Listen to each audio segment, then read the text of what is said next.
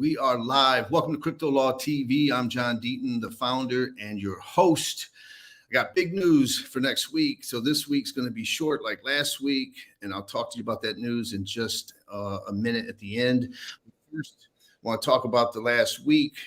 First thing I want to do is thank the editors at Bloomberg Law for allowing me to write an article that got published today. And for all of those listening, there's nothing in this article that is anything more than you know and you understand. But the reason is we have to get the rest of the legal profession to understand what's going on. Don't ever make the mistake that crypto Twitter and what you see and what you read on crypto Twitter translates to the general society.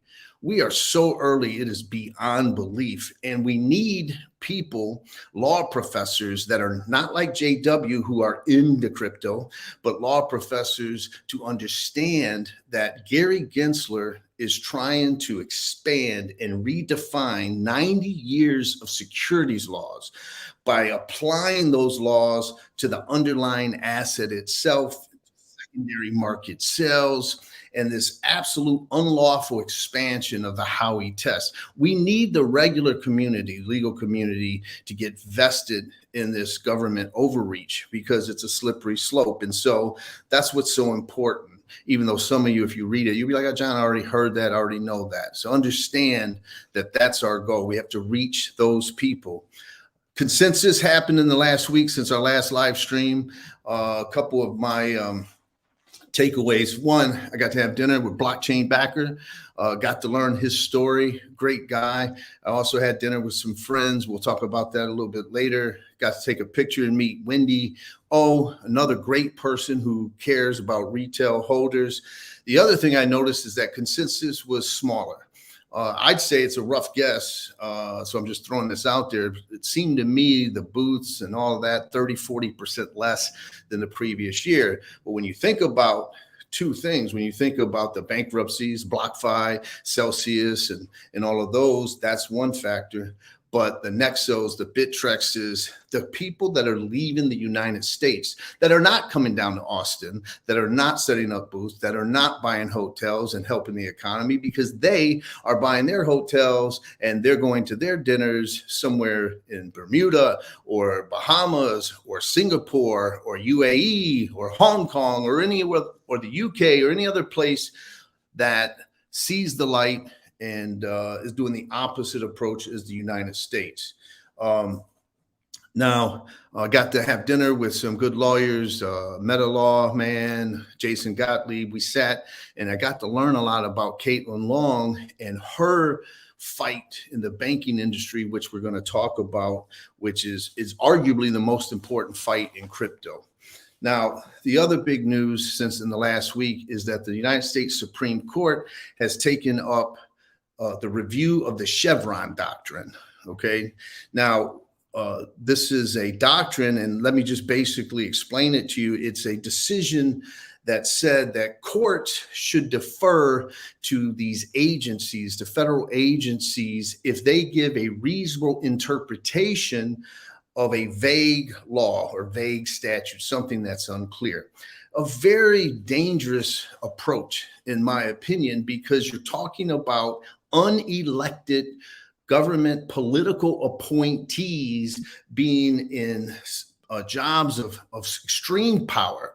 And the greatest example of a runaway regulator would be Gary Gensler, and the fact that is he going to get to define what is a reasonable interpretation of the law? And so we're going to talk more about that, but that's basically what it is. The case is called Enterprises v. Raimondo. 4 fishing companies have appealed to basically have the Supreme Court revisit it. Now, why does this Chevron thing matter? The Chevron doctrine is often used to justify a regulator's overreach. And they basically come back and they cite that decision and say, hey, look, we gave you a reasonable explanation. And even if a judge disagrees with that interpretation, if it is objectively reasonable, then that doctrine says, let that agency define itself, its regulatory power as it sees fit with that particular issue. And so by choosing this case, the United States Supreme Court is going to decide whether to abolish that doctrine or gut it or completely adopt it.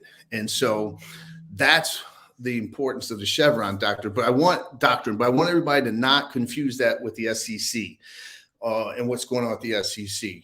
And I'll tell you why the Chevron doctrine is more important in other ways.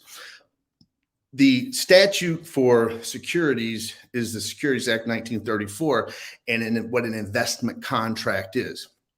That's not unclear because the Supreme Court, via Howey decision, has decided what constitutes an investment contract. So the Chevron case isn't really directly applicable to Gary Gensler and the SEC and what they're doing in crypto. What they're doing is not misinterpreting a statute. They're grossly expanding unconstitutionally, in my opinion, the Howey decision and the reach of the Howey test, right? Applying it to secondary market sales, applying it to the underlying asset itself. And of course, they can't cite a case in 80 years that supports it, but that's what they're doing. Now, where it's important for crypto is related to banking. And I sat and I got to meet Caitlin Long, a wonderful person. And I said that her fight might be the most important fight in crypto. And it's because when you think about it and you think about her fight, which is Custodia Bank basically has been denied a charter from the Federal Reserve, something that the statute says that if a state basically regulates a bank and they apply with all the necessary paperwork, with everything that needed to be done, the Federal Reserve is supposed to grant them, and they haven't. And that's important because now we think of choke point 2.0. If you don't have exit ramps and off ramps, if I don't have a bank that will deal with Coinbase, then I can't have a Coinbase account. If I don't have a bank that will deal with Uphold or deal with Kraken or anything else or any other crypto company or any other bank, then they choke us off and that kills crypto. And so her fight in trying to get a bank, think about it, a bank that's going to have over 100% reserves. Imagine that. She's been denied, right? Been denied by the Federal Reserve because her banking protocol, if you will, or business model is to have 104 or 108, whatever it is, percent reserves. So if there was ever a bank run, a 100% bank run, she could meet it. And that bank could satisfy it because they have the actual dollar for dollar reserves, Bitcoin reserves, whatever it is, whatever asset it is, it's there. And so she's been denied that. And the reason she's been denied that is because of the Chevron doctrine has been invoked. And so that's why it's so important. We need the banking industry to bank crypto. If we don't, it won't survive. Now, that's it, except before I talk about next week's show, I want to play a clip. Here it is. Coinbase has been talking to the SEC about our business for many years now, including sharing our legal views on our asset listing and staking services. We've repeatedly asked the SEC for its own views on how securities laws might apply to Coinbase and our industry. And to be candid, we've mostly gotten silence in response. Coinbase will defend itself vigorously in litigation if it comes to that, but it does not have to come to that. We will show up at your offices any day, any time to discuss a workable path forward for our industry. But we won't find that path without true dialogue. Now, why did I show you that? Because next week on CryptoLaw TV Live, I will have Paul Graywell, this chief legal officer of Coinbase, on the show. He's agreed to come on the show. And I know a lot of you out there thinking that you're not Coinbase fans because of the delisting or other reasons. You have to understand that we've got to come together as a community. I don't agree with everything Coinbase has done. I guarantee you Mr. Graywall hasn't agreed with every statement I've ever made, but we have a common purpose. purpose. And for those that say, hey, I don't give a shit about Coinbase, I hope they go bankrupt, then you're going against your own book. Because if crypto is going to survive, Coinbase has to survive. And I'll tell you why. Because if you took a poll of how many people that own crypto don't self-custody and rely on the exchanges, for those of you who preach it, you would be shocked.